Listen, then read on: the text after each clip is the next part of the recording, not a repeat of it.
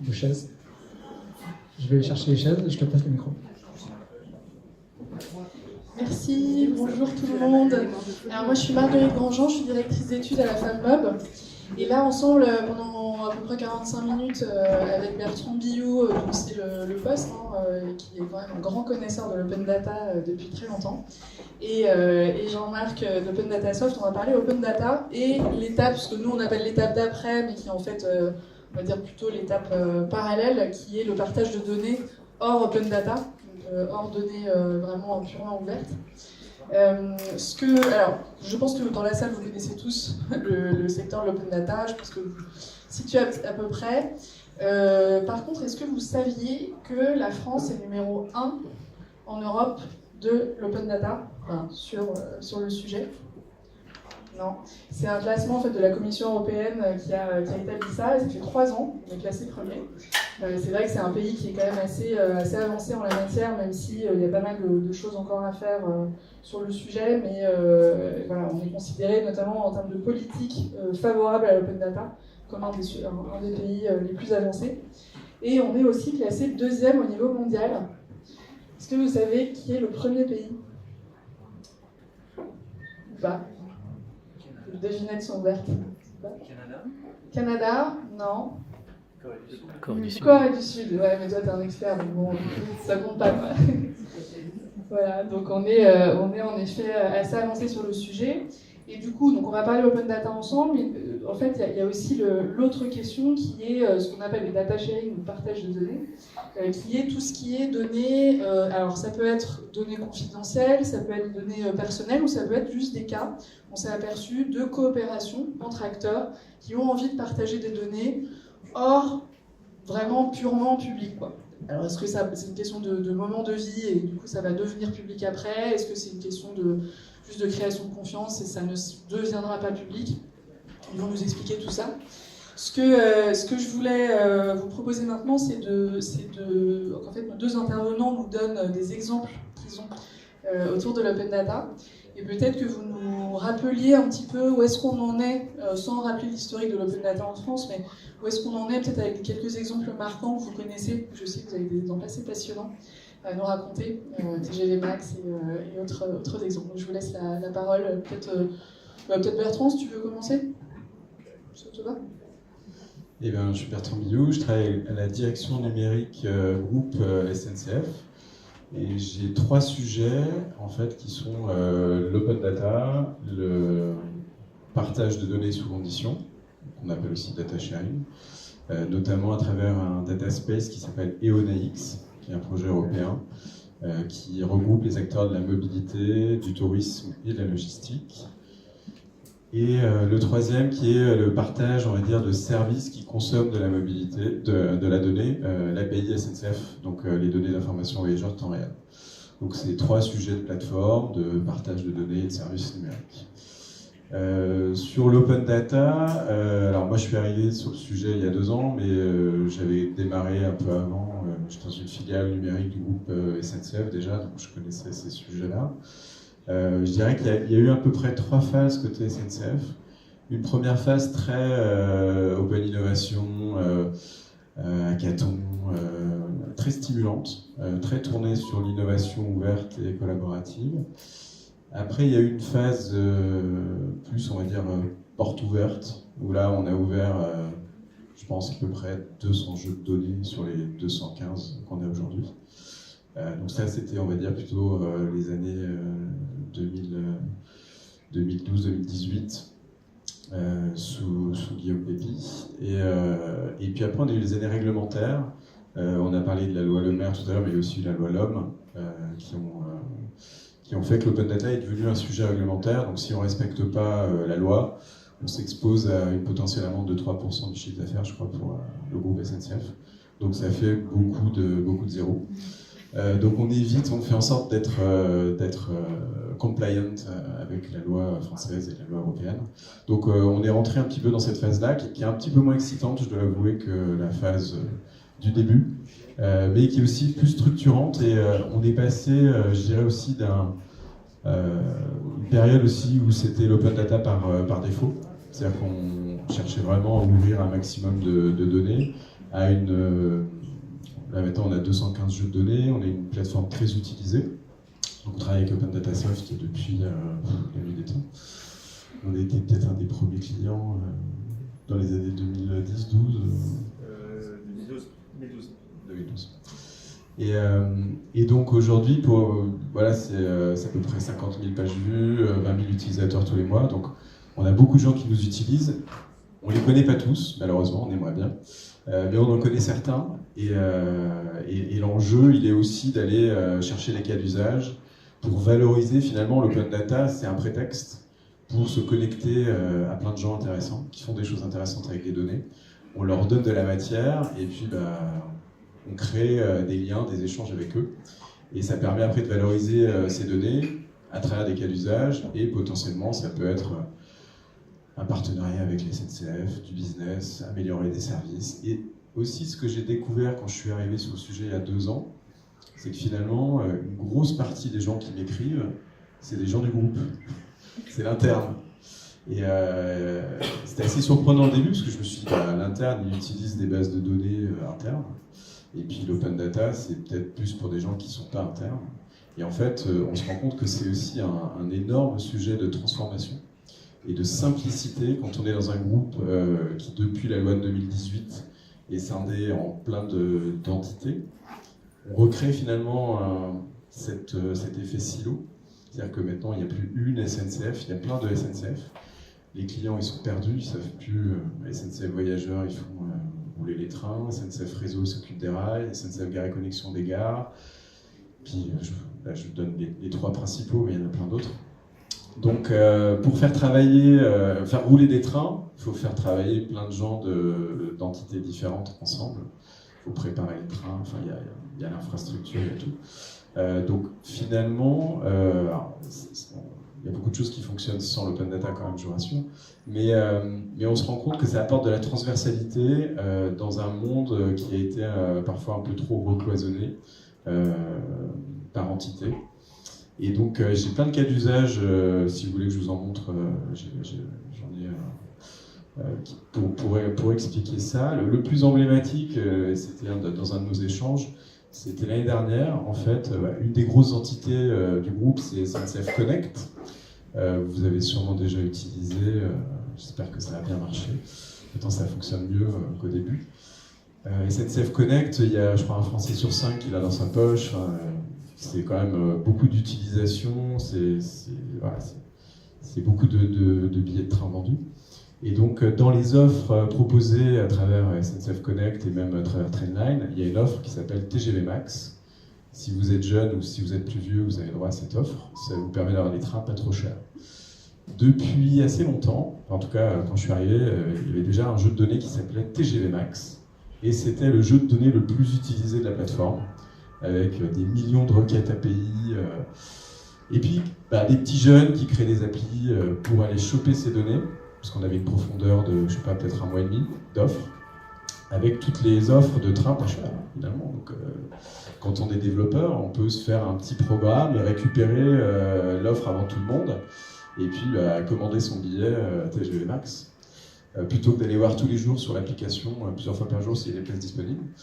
Et puis, il y a 1 an et demi, 2 ans, une personne de SNCF Connect m'envoie un mail en disant voilà, je suis product manager chez SNCF Connect, on travaille sur un sujet d'innovation, on voudrait développer une petite fonctionnalité et utiliser des données TGV Max.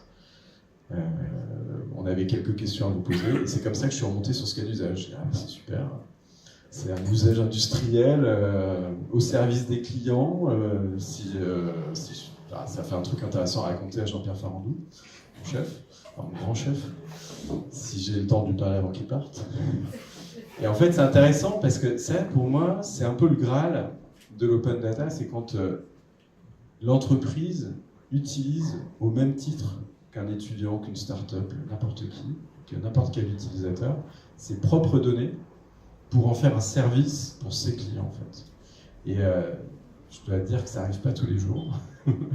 Et donc quand ça arrive, on est content, et c'est un cas d'usage intéressant parce que c'est un cas d'usage industriel.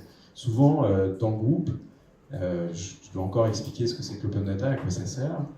Et ça surprend beaucoup de gens quand je leur explique ça, en fait. Parce qu'ils ont tendance à penser que c'est plutôt les étudiants qui utilisent Open Data, ou enfin, les gens qui les intéressent un peu moins, et ils ne voient pas, en fait, ce côté transformation, et on peut le relier à la stratégie de l'entreprise. Et je dirais qu'aujourd'hui, de mon point de vue, dans mon contexte SNCF, on est passé d'un open data par défaut à un open data plus connecté au business et aux enjeux de l'entreprise. Et on se pose beaucoup plus la question, avant d'ouvrir un jeu de données, pourquoi on fait, et à quelles conditions. Et on est moins dans cette ouverture foisonnante. Merci Bertrand. Alors c'est vrai que je ne vous ai même pas présenté, mais toi tu es responsable d'Open Data à la SNCF notamment. Et Jean-Marc, du coup, toi tu es dirigeant et fondateur d'Open Data Soft. Toi tu voulais nous parler de cas d'usage très intéressants aussi autour des Jeux Olympiques notamment, autour de l'Open Data.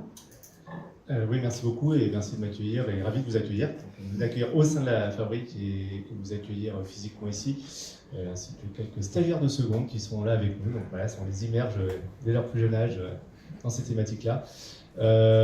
Donc peut-être pour compléter, donner une vision un petit peu, enfin dans d'autres termes, hein, c'est vrai qu'on a eu l'impression et on a vu le mouvement évoluer. Souvent certains disent d'un open data de l'offre à un open data de la demande. Alors c'est un peu bizarre, mais effectivement au début, et c'est normal, hein, comme toute finalement, fédération de nouveaux types de contenus, création de plateformes, il faut créer de l'offre, sinon personne ne sait vraiment de quoi il s'agit et c'est un petit peu désordonné, un peu le bazar. Et peut-être seuls les pionniers avec leur pelle et leur pioche arrivent à démontrer ce qui se passe. Et puis une fois que la valeur a été suffisamment démontrée, comme tu le disais, nous on a constaté et on constate encore aujourd'hui que quand il y a un portail open data, une plateforme, un espace open data qui se crée, c'est en général 50% de l'utilisation des données qui vient de l'interne, hein, que ce soit dans une collectivité ou une entreprise. Donc ça veut dire que derrière, il y a une logique de simplification. Hein, c'est un peu un slogan d'entreprise, mais on dit qu'on est une entreprise qui doit aider à démocratiser l'usage des données, donc avec des solutions techniques. Et quelque part, c'est ça le principal bloqueur. Hein. Aujourd'hui, tu dois tous les jours réexpliquer, et c'est vrai que la culture de la donnée, paradoxalement, est assez faible dans les organisations. Alors, je ne vais pas faire d'analyse rapide, mais on a la chance de travailler pour des clients dans 25 pays. Je dirais que le monde anglo-saxon est beaucoup plus acculturé à l'usage de la donnée, et le monde anglo-saxon un peu moins, dans ce qu'on constate, on pourra en discuter au moment des pauses. En tout cas, c'est ce qu'on observe. Je n'ai pas forcément toutes les explications, mais en tout cas, c'est un fait. Et alors concrètement, par rapport à ce qu'on observe aujourd'hui, parce que l'important c'est de voir que tout un chemin a été fait et qu'on en parle presque naturellement aujourd'hui. Peut-être avant de parler des JO, nous on voit des entreprises ou des organisations type la Fondation Sanofi, je prends un exemple un petit peu qui œuvrent principalement pour soutenir le financement de projets de lutte contre le cancer chez les enfants en Afrique. Voilà, c'est leur thématique principale. Et ils ont ouvert un portail Open Data. Pourquoi pas spécialement pour faire de la com en Afrique, mais parce que dans une logique de crowdsourcing, finalement, une des problématiques sur ce sujet-là dans les pays d'Afrique de l'Ouest, c'est que l'administration, on va dire, est assez défaillante d'une certaine manière parce qu'elle n'est pas organisée pour gérer ne serait-ce que l'information. Donc si vous êtes parent et que vous avez un enfant dont vous pensez qu'il a la style de problématique, vous ne savez pas dans quel centre de soins aller, vous ne savez pas où est-ce qu'il va même pouvoir être diagnostiqué, etc. Donc finalement, ils se sont dit on va avoir une approche open data, une sorte d'OpenStreetMap si vous voulez du centre de soins. Hein. Et ils ont ouvert ça, alors après, avec leurs moyens de fondation, ça leur permet aussi d'attirer des programmes de recherche, etc. Donc c'est juste pour montrer que c'est un outil, c'est pas une fin en soi, hein, l'open data, c'est un outil qui permet de mobiliser assez rapidement des communautés sur des thématiques extrêmement spécifiques. Donc pour revenir ensuite à l'exemple des JO, parce que je filerai cet exemple-là sur les autres pans, effectivement, sur des sujets peut-être un peu moins dramatiques hein, ou sensibles, il y a une semaine, on était au même endroit, j'y étais pas, mais il y avait tout un tas de gens qui étaient, donc il y avait Paris 2024 qui étaient là, donc on ne communique pas trop parce qu'on n'est pas partenaire officiel, mais on est partenaire technique, donc on les outils sur leur plateforme de partage de données, Open Data Soft, donc pour justement fédérer différents types d'acteurs et différents types de communautés pour ensuite, pendant l'événement, assez unique dans sa dimension, voilà, c'est aussi à l'occasion de ce type d'événement qu'on peut expérimenter à l'échelle 1, 2, 3, des échelles à 100 communes mesures, la mobilisation des données. Donc répondre à des besoins qui vont être très concrets quand les visiteurs vont être là. Alors qu'ils sont déjà les nôtres, hein, ces besoins-là, mais il y a l'idée de faire des progrès, donc qui sont où trouver une fontaine d'eau potable, des toilettes publiques, des choses dont on entend parler en permanence, sauf que là, d'un seul coup, il y a des millions de personnes qui vont débarquer, Alors elles, nous on peut peut-être à peu près se débrouiller quand on connaît les lieux.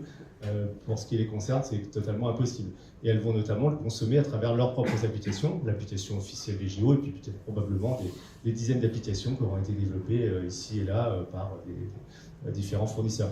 Et donc le sujet, c'était, il y avait au même endroit, il y avait quelqu'un de la région Île-de-France, il y avait donc l'organisateur Paris 2024 et son responsable data, il y avait le ministère des Sports sur justement tous les sujets d'accessibilité, déjà le recensement et l'inventaire précis des lieux de pratique sportive, et pas que les endroits où il y a les épreuves, parce que l'un des enjeux c'est évidemment de développer la pratique sportive. Et il y avait une quatrième personne, et il y avait l'opérateur technique qui gère je reviendrai sur l'autre exemple, qui gère la billetterie, qui était là. Et donc sur l'open data, ils expliquaient qu'en préparation des JO, il y avait évidemment d'abord toute l'utilisation de la donnée qui avait été faite, comme ça a été précisé dans les interventions précédentes, pour comprendre l'offre, le service, comprendre comment elle était utilisée aujourd'hui, et surtout commencer à la rendre plus précise, donc en mobilisant des communautés OpenStreetMap. Donc je te disais, je ne vais pas rentrer plus dans le détail, parce que ça a été fait il y a quelques temps, et c'est encore en cours. Fédérer toute la connaissance, parce qu'on se rend compte qu'une des problématiques, c'est qu'elle est très morcelée, cette connaissance. Alors, millefeuille administratif, millefeuille associatif, millefeuille tout ce que vous voulez, mais chacun a un petit bout du sujet. Donc on est comment est-ce qu'on fédère ça, et on en fait une base de données. Là, c'est quand même localisé dans le temps et l'espace, mais qui soit suffisamment fiable, complète et précise pour qu'elle puisse ensuite réellement servir pendant l'événement. Et troisième temps, et on les jugera sur pièce, en tout cas la plateforme Open Data existe, donc il y a, disait-il, je n'ai pas fait la recherche, mais visiblement c'est les premières Olympiades où il y a le souhait, en plus des infrastructures physiques, en dur, de laisser un héritage de données. Visiblement, ce qu'expliquaient les organisateurs, quand on organise l'Olympiade, on a 0 données des prédécesseurs. Voilà. C'est assez classique, c'est comme un changement d'opérateur, de réseau d'eau, etc. C'est des choses qu'on entend souvent. 0 données. Donc l'objectif, c'est toutes ces données, tout cet effort massif quand même qui a été fait pour créer de la donnée, et puis de la donnée qui va ensuite se créer naturellement durant tout l'événement, le laisser en héritage. Alors il y avait deux personnes, il y avait le ministère des Sports et le ministère de l'Éducation nationale. Donc, le ministère de l'Éducation nationale était très intéressé parce que ça leur allait, ils espèrent, leur laisser toute une base de données mise en qualité de manière significative grâce à l'événement, et puis après, eux, de le faire vivre, en tout cas une montée en qualité de la donnée extrêmement forte et rapidement. Là aussi, il avait fallu le faire en mobilisant, et en convaincant plein de gens, ça aurait pris peut-être des mois, etc. Et puis aussi l'héritage, ça ils le verront après, sur l'utilisation, donc toutes les statistiques d'usage qui auront été faites, etc. Donc on voit finalement que l'open data, c'est un moyen, c'est une façon relativement standard aujourd'hui de mobiliser les communautés, comme ça a été dit, et de manière très efficace. Et puis on espère que ça va nous être utile dans quelques jours, quelques semaines. Merci. Et du coup, pour bien comprendre, ce dont tu parles, c'est un portail que vous opérez, et c'est la région, j'ai compris, c'est ça? Non, c'est directement. Alors là, on parle vraiment d'un portail qui est opéré par Paris 2024, donc il n'y a pas tellement de code. Donc si vous faites Paris 2024 Open Data sur un beau moteur de recherche, vous devez normalement tomber dessus.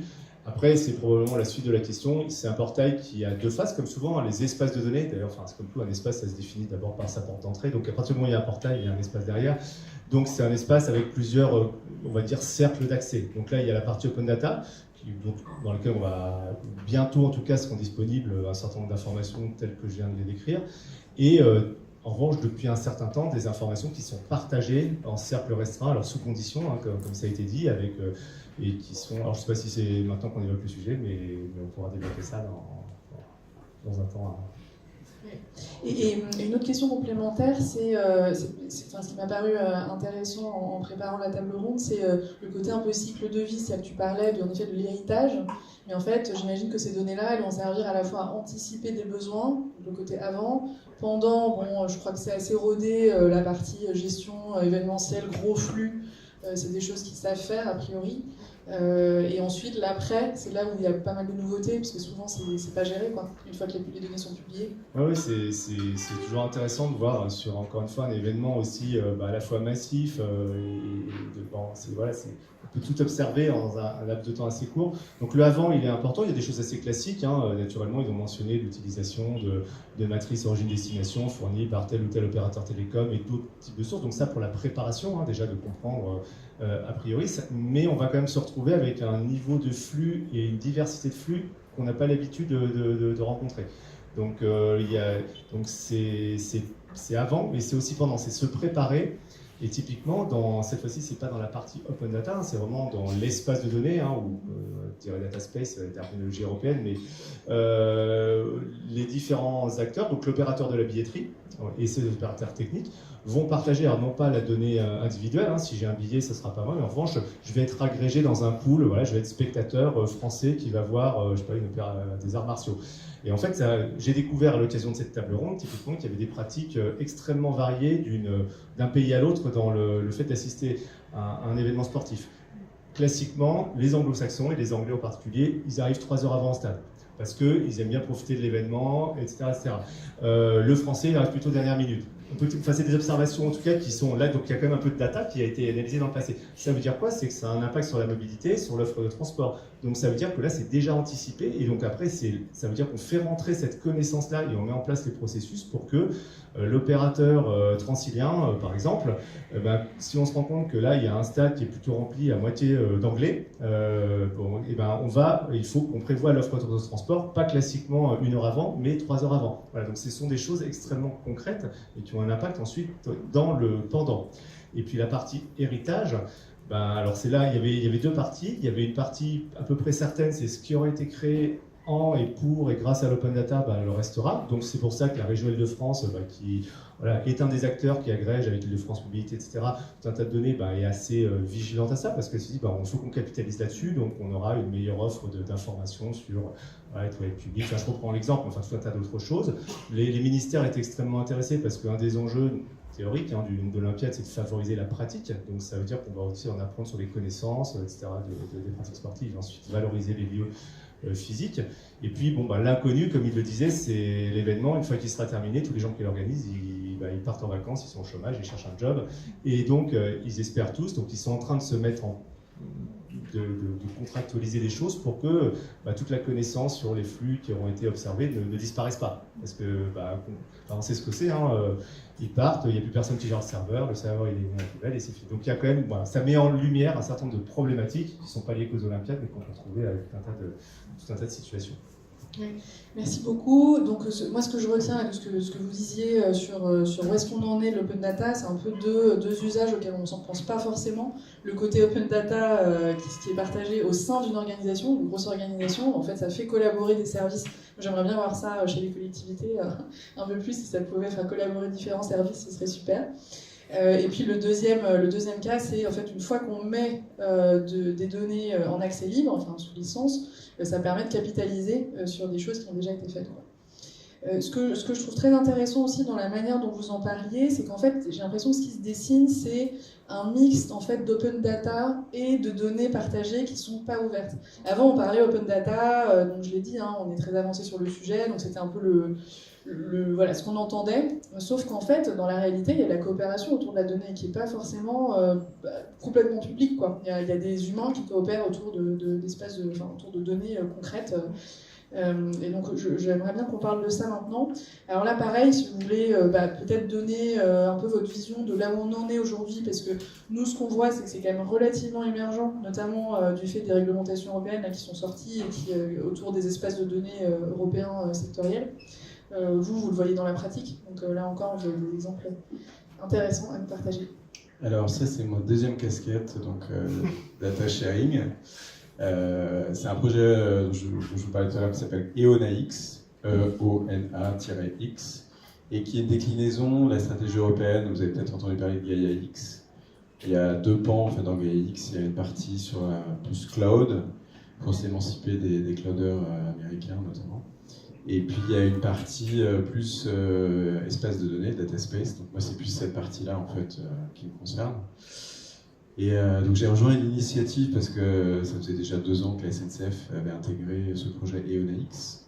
Ce que je trouve intéressant dans ce projet, c'est que c'est multisectoriel. Notamment, je vous dis, ça concerne la mobilité des personnes, la logistique des marchandises et le tourisme. Et c'est des sujets que j'ai touchés un peu du doigt dans ma vie précédente, quand je travaillais dans la filiale numérique du groupe Keolis, où souvent je me suis posé la question, mais finalement pourquoi est-ce qu'on ne pourrait pas un peu mixer les deux? Ça se fait dans certains pays, la logistique et le transport de personnes, et pourquoi est-ce qu'on ne pourrait pas améliorer les services de mobilité pour les touristes? Donc j'avais déjà touché un petit peu le fait que la mobilité, ça fait partie des données les plus utilisées et les plus... sur l'open data, déjà, on le voit, c'est des données où il y a énormément de potentiel parce qu'on peut les croiser avec plein d'autres données, d'autres secteurs et comprendre ce qui se passe sur un territoire. Dans une économie, je parlais du tourisme par exemple. Donc je m'étais déjà posé cette question et donc là, je me dis bah super, c'est une bonne occasion de rentrer dans le sujet et aussi d'échanger avec d'autres acteurs qui n'ont pas la même culture que moi, que le groupe SNCF sur la donnée. À la SNCF, notre culture, je dirais qu'elle est très peu commerciale. On était une entreprise, on est toujours une entreprise publique, on est ouvert à la concurrence maintenant, mais on vient du service public, de l'intérêt général, donc on a quand même ça dans le sang, et plus que le côté business, qui est pas mal, hein, je crache pas du tout dans la soupe, il faut les deux.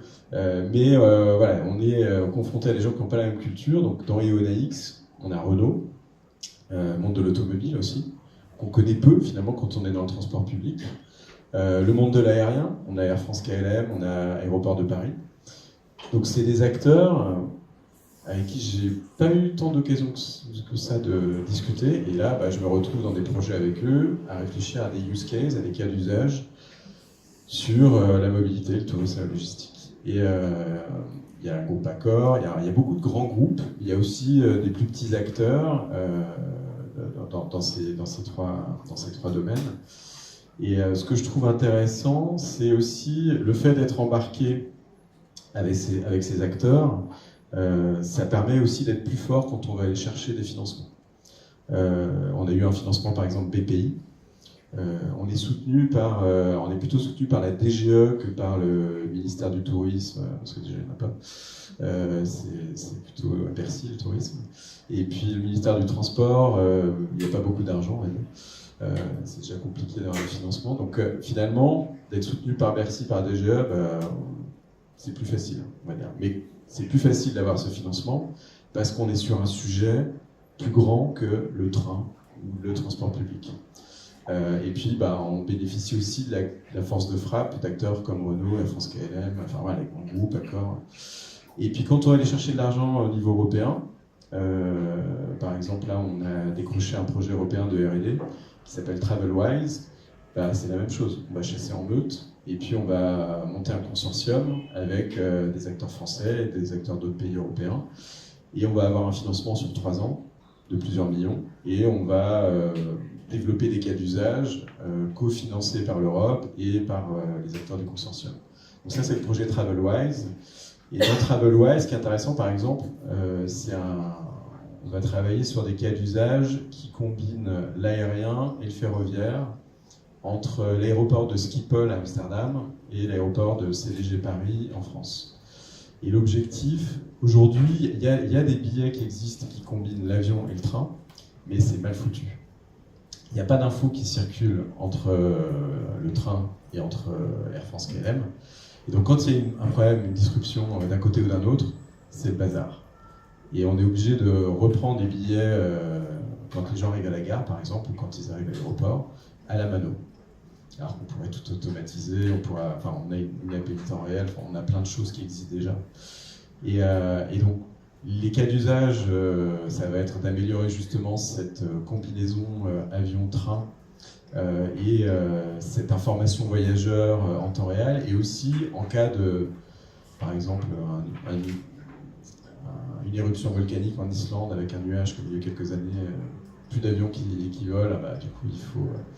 Combien on peut basculer de gens sur le train, enfin, comment est-ce qu'on peut reporter des clients d'un mode à l'autre, et puis aussi les personnes à mobilité réduite. On a évoqué tout à l'heure les données personnelles, c'est un truc qu'on aimerait bien développer. Comment est-ce qu'on peut faciliter la vie des personnes à mobilité réduite sur un voyage de bout en bout? C'est-à-dire, ils vont prendre l'avion, ils arrivent à l'aéroport, ils doivent descendre à la gare pour prendre le train, ils prennent le train, ils arrivent à la gare d'arrivée, ils vont prendre un taxi, ils arrivent à l'hôtel Accor. Enfin, toute cette chaîne, en fait, c'est des acteurs qui sont dans EONAX.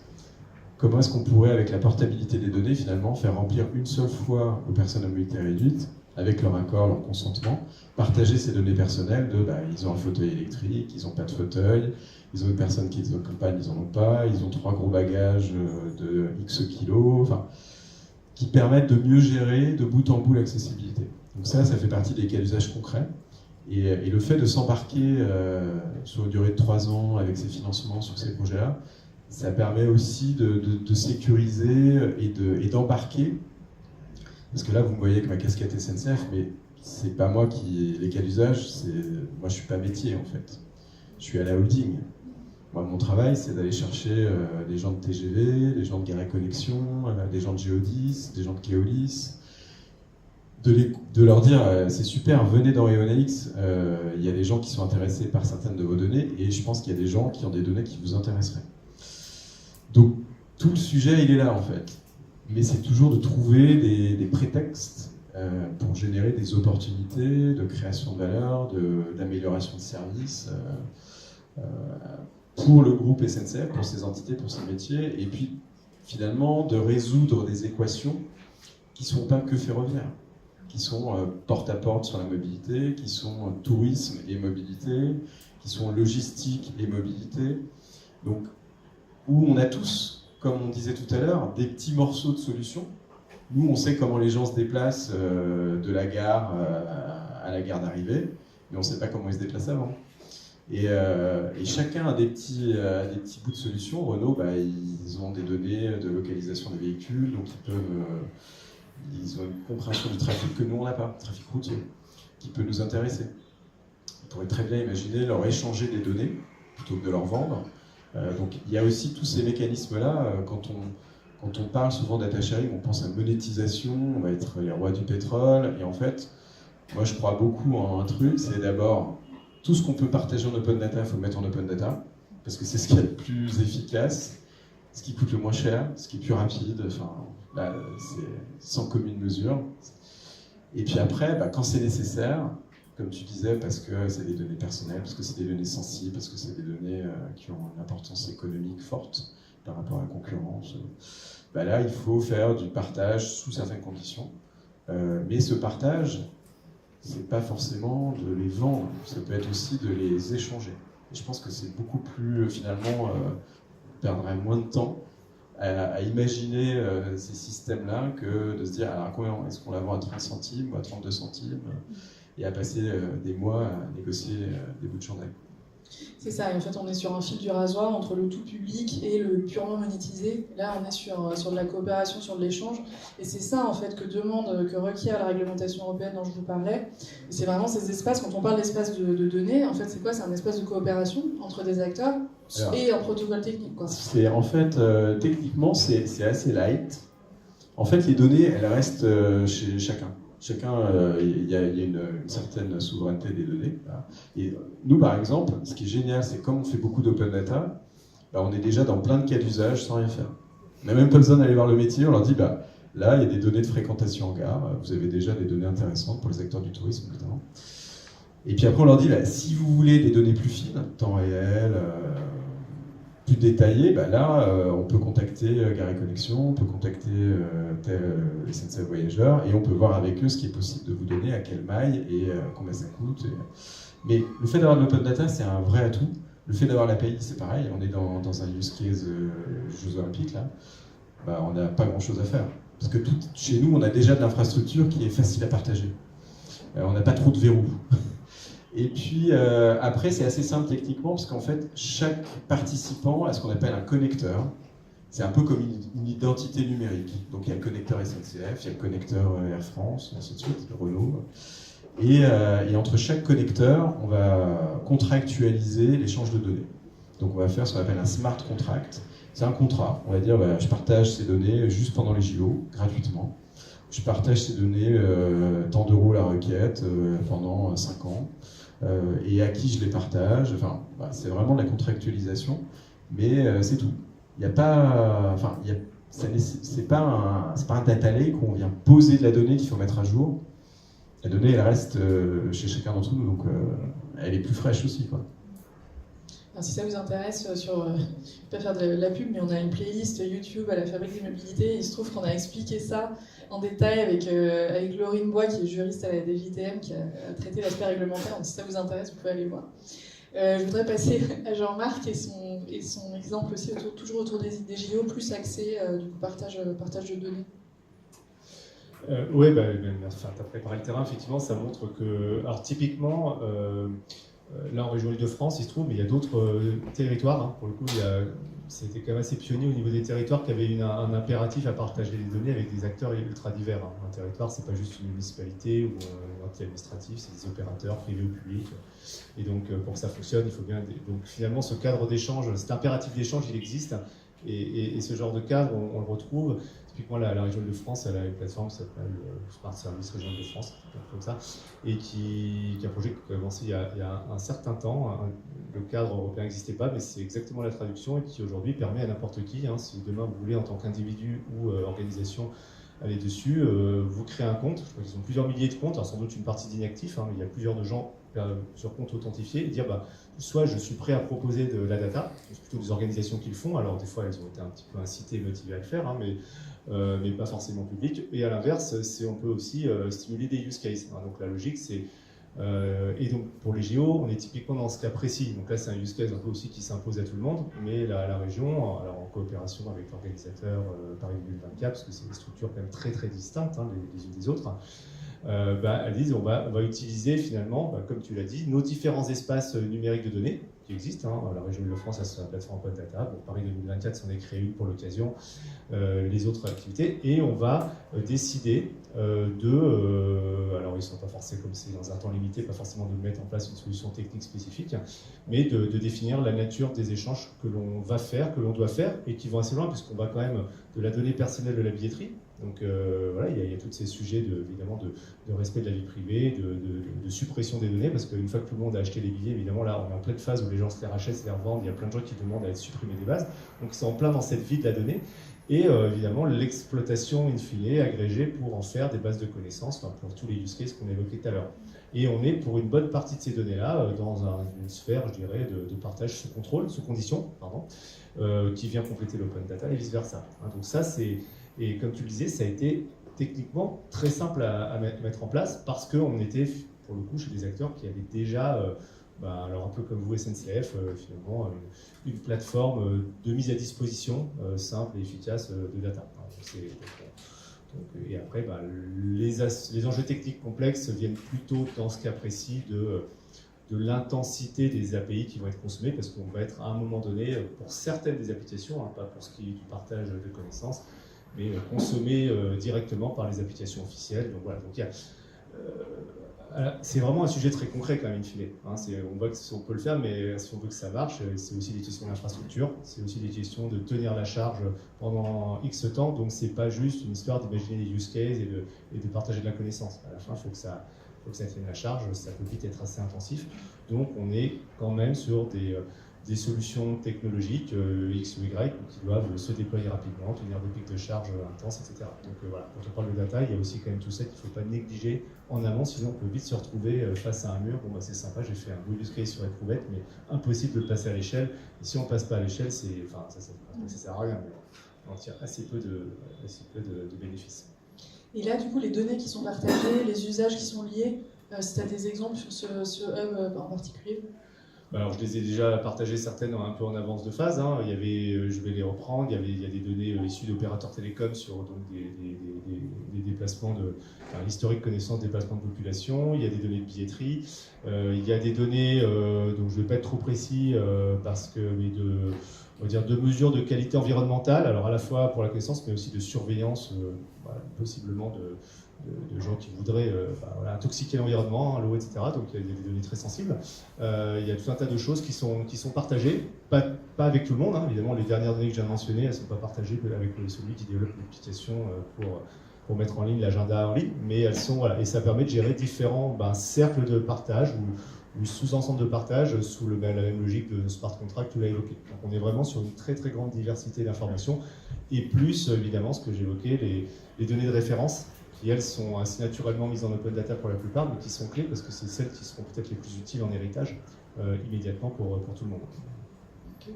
Ce que je vous propose peut-être avant de vous demander de faire un petit mot de conclusion autour des défis, peut-être des principales pistes d'avenir autour de tout ça, c'est d'ouvrir les questions à la salle, si vous avez des questions.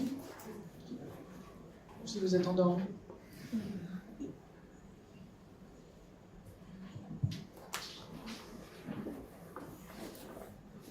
Pas de questions? Ouais, là. Avec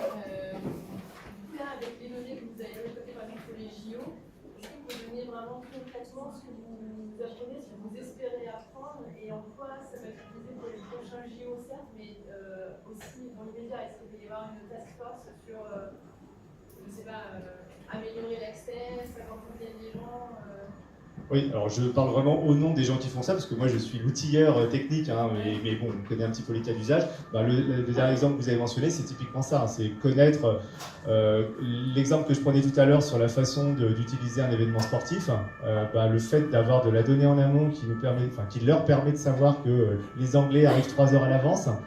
Ça, c'est quelque chose qui est typiquement intégré, mis à disposition des opérateurs de transport, Transilien et autres, hein, j'imagine, pour que, en temps réel, grâce à la billetterie, comme ils vont savoir que là, ce stade ou cette compétition tel jour à tel endroit sera principalement composée d'anglais, il faut prévoir une offre de transport pour qu'ils les acheminent 3 heures avant, parce que c'est comme ça qu'ils consomment l'événement. Ou alors, si on ne le fait pas, il va y avoir insatisfaction, engorgement, inefficacité, etc. Donc c'est un exemple typique d'un usage qui, in fine, se retrouve quand même dans des opérations très, très concrètes. Et pour le coup, alors je ne sais pas si c'est des cas d'usage que tu connais chez SNCF, parce que c'est quelque part, ça peut être quand même très impliqué, mais c'est des choses dont je sais que tes collègues qui sont sur l'opération et transports en commun d'Île-de-France, mais RATP c'est pareil, hein, naturellement, et Travers Île-de-France Mobilité, je suppose, sont très concernés par ça. Ça, c'est un exemple. Par rapport à cet exemple-là en particulier, c'est lié à des études amont qui n'ont rien à voir avec la donnée qui va être traitée dans la plateforme. C'est les deux, c'est-à-dire que ça veut dire que là, le partage il vient du fait que toutes ces données elles sont à un moment donné créées, étudiées et détenues, pas au sens propriété, mais dans les mains d'acteurs différents. Parce que ces études amont, elles ont probablement été faites par des professionnels de l'événement sportif qui n'ont rien à voir avec Île-de-France Mobilité ou RATP. Les données de temps réel qui vont savoir que de billetterie, pas temps réel au centre de billetterie qui fait qu'on sait que la typologie des spectateurs de tel événement, ça c'est le Paris 2024, c'est encore une autre organisation. Donc ça veut dire qu'il y a des données du passé, il y a des données, on va dire, de l'instantané, et ça va être injecté dans des données de temps réel de l'exploitation des transports en commun. Mais du coup, c'est aussi bien des données socio-démo, des études. Bien sûr. Oui. Oui, tout à fait. Oui, concrètement, oui, tout à fait. Oui, parce que quand j'ai mentionné les matrices, les données de connaissance des flux de population issus des opérateurs de télécom, il y aura peut-être des choses en temps réel, mais on est surtout sur de la connaissance du passé. En général. Parce que là, ce que vous abordez, c'est du Cali. Dire par exemple, les supporters anglais à au stade, c'est des données Cali, alors que quand on pense aux bonnes data, on pense surtout beaucoup, dans ce cadre-là, à des données quanti, du flux, c'est Cali, sauf que en fait, un des éléments, c'est que tout ça, ça ne sort plus d'études Cali, ça sort de choses par la connaissance de l'individu. Si demain, si vous avez ou si vous prenez un billet d'un événement, alors statistiquement sur la masse, on va savoir que vous êtes dans une cohorte de personnes qui sont de telle nationalité, de tel âge, etc. Parce que quand vous prenez votre billet, c'est des informations qui existent, qui sont dans le système de gestion de la relation client. Et ça, c'est automatique. Il n'y a pas eu besoin d'aller faire une enquête à la sortie du stade pour savoir, au fait, vous êtes qui, vous êtes allé voir quoi. Donc ça veut dire qu'on a quand même une capacité à récupérer ça en masse de manière complètement automatique. Et tout l'enjeu, me semble-t-il, c'est de pouvoir le faire à l'échelle aussi rapidement, tout en respectant un certain nombre de réglementations type RGPD. Donc c'est aussi pour le coup, on est dans des organisateurs qui sont extrêmement scrutés de ce point de vue-là, et ensuite d'automatiser le rapprochement avec des choses qui sont beaucoup plus instantanées, effectivement, de ce qui se passe à un moment donné. Moi, j'ai une question sur le data sharing. Lors de vos échanges avec vos différents partenaires, les échanges, ils se concentrent que sur la donnée brute, ou vous avez aussi des échanges sur la manière de la traiter, de la valoriser, et possiblement des modèles que vous pouvez construire dessus? Alors, on n'en est pas tout à fait encore là, mais on a fait une petite session de travail intéressante sur le sujet justement la connaissance des flux de voyageurs et en lien avec le tourisme. Et donc on a eu différentes interventions. En fait, il y avait une intervention d'Atout France, qui est un observatoire du tourisme à l'échelle de la France. Et donc ils ont expliqué comment ils faisaient, avec quelles données, ce qu'ils obtenaient. On a eu une présentation d'Amadeus, qui a un outil un peu similaire, mais avec une méthode un peu différente. Et puis une dernière de Mastercard. Donc c'est... on rentre pas, là par exemple, on rentre pas dans des détails. Il y avait des gens quand même de la data, mais on reste sur des discussions que quelqu'un comme moi peut comprendre. C'est-à-dire que je suis pas technique et c'est à cheval entre les méthodes, on va dire, marketing et le traitement un peu de données, mais pas très poussé. Et je pense qu'après, en fait, les échanges qu'on a par exemple avec Renault sur la connaissance de comment les gens se déplacent sur un territoire, eux, ils sont assez convaincus que si on met bout à bout nos différents assets, c'est-à-dire sur la mobilité routière, sur le train, sur l'aérien, enfin, on devrait pouvoir avoir un outil beaucoup plus puissant que chacun essaie de développer un truc dans notre coin. Et après, si on fait ça, on est obligé de se mettre d'accord sur une méthode, effectivement, de travail, d'algorithme, de comment on traite la data et qu'est-ce qu'on raconte avec. Donc c'est encore, on n'est pas encore rentré, moi je suis pas encore rentré dans le dur en tout cas sur les sujets. Et donc ça se fait, vraiment la première étape, c'est d'embarquer les métiers en fait. Et c'est loin d'être évident parce qu'ils ont plein d'autres choses à faire en fait. Et c'est pas forcément dans leur feuille de route. Après, il faut essayer de les impliquer en leur présentant des choses intéressantes. Et très vite, on est amené à parler data quand même, de comment ils vont accéder, qu'est-ce qu'ils vont récupérer, à quelle maille, et sous quelles conditions. Voilà, je vois qu'il y a plein de questions. Il y a plein de questions, mais on est aussi proche de la pause. Et comme c'est un peu intense, je me dis que vous avez peut-être besoin d'une pause. Je prends une question de plus. Madame. Alors, c'est une question, parce que par rapport à ce que vous avez dit sur, par exemple, l'articulation, l'aérien, le transport automobile, la SNCF, ça demande quand même qu'il y ait une espèce de régulation, parce que ce sont des secteurs potentiellement concurrentiels. Donc la question, c'est quel est le modèle sous-jacent? C'est-à-dire qu'est-ce qu'on favorise ou pas? Parce que ce type de choses, c'est peut-être des non-dits, mais il faut arriver à l'exprimer à un moment donné. Par exemple, je vais prendre un exemple sur les trajets courts, on peut dire, on a suggéré aux passagers de l'aérien de prendre plutôt la SNCF. Je vais dire, les opérateurs de l'aérien ne sont pas nécessairement d'accord. Donc, on voit bien qu'il y a des questions quand même d'articulation et de régulation. Et c'est qui, alors la DGTN n'est plus là, qui met un certain nombre de politiques en ligne avec des objectifs. Et ça, c'est quand même un sujet qui me semble intéressant. Le tout petit sujet, par exemple, on voit qui irrite souvent les collectivités, c'est Waze, qui ne respecte pas nécessairement les plans de circulation ou les choses qui sont de guidage qui sont faites. Donc la question, elle est bien, c'est finalement qui nous dirige, qui pilote. Alors là, par exemple, le projet TravelWise, le projet européen, clairement, c'est l'Union européenne. Ça va dans le sens de la décarbonation de la mobilité et de proposer des billets combinés. Quand on vient des États-Unis, c'est quand même quasiment certain qu'on va prendre l'avion. En revanche, peut-être éviter de prendre l'avion entre Amsterdam ou Bruxelles et Paris, ça me semble jouable. Donc, quelque part, ça décarbone un peu. Il y a toujours du business pour l'aérien. Et par exemple, pour vous donner un petit exemple aussi, parfois, il y a des enjeux réels de décarbonation chez les acteurs comme ADP, par exemple. Ils ont un objectif de doubler la part modale du train. Et ils voient de plus en plus le train comme un client autant que les compagnies aériennes. Même si on va dire que le cœur de leur métier il est quand même plus aérien que ferroviaire. C'est quand même dans l'air du temps de décarboner un peu. Et par exemple aussi après, on va beaucoup, finalement pour moi, les donneurs d'ordre, ça va pouvoir être l'Europe, ça va pouvoir être la DGTM, l'État, mais aussi les collectivités. Là, on vient d'intégrer dans EONAX la métropole de Nice. C'est la première collectivité, mais j'espère qu'il y en aura d'autres. Et quand je dis les collectivités, ça peut être la partie autorité organisatrice de mobilité, mais ça peut aussi être la partie comité régional de tourisme.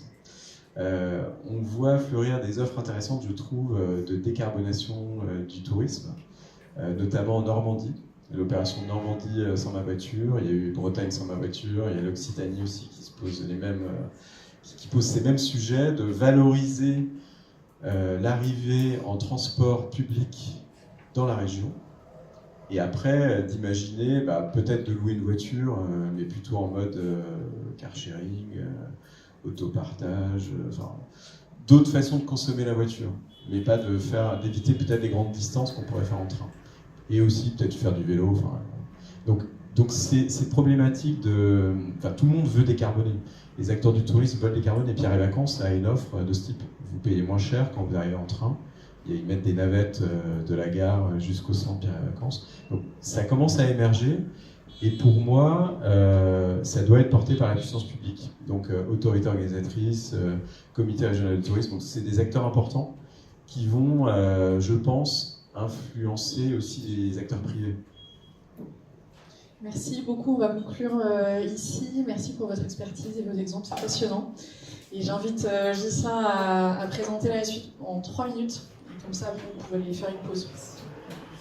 Je vais faire probablement encore plus bref que cela. Merci beaucoup à tous les trois.